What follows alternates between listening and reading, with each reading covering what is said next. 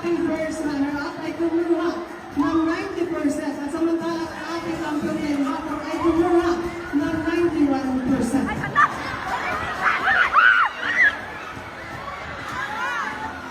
Ang ating lakan for 2025-2026 ay walang iba kundi ang School of Education.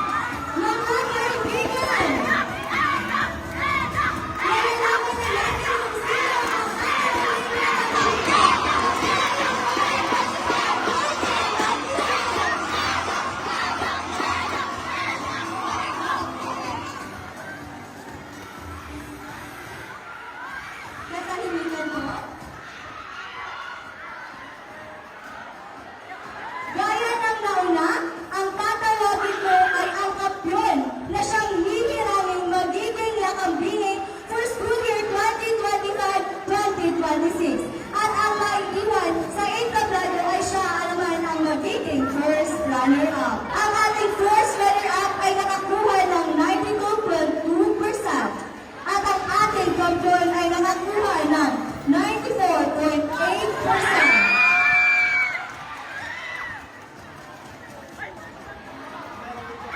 Sino sa tingin niyo?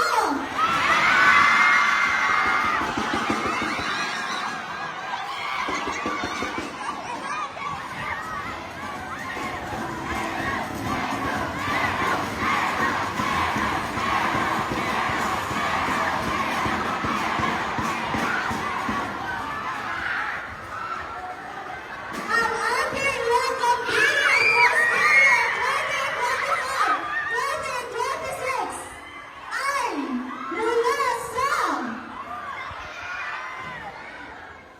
mula sa School of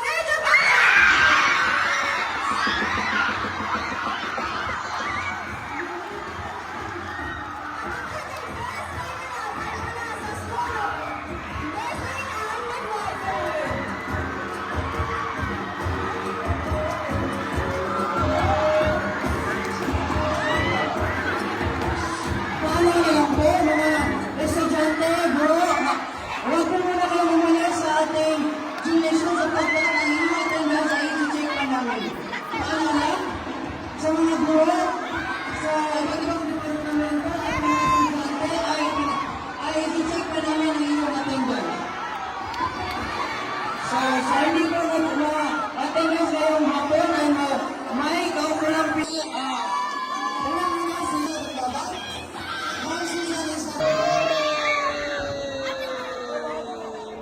Representative of the School of Nursing for the 2025 Interview.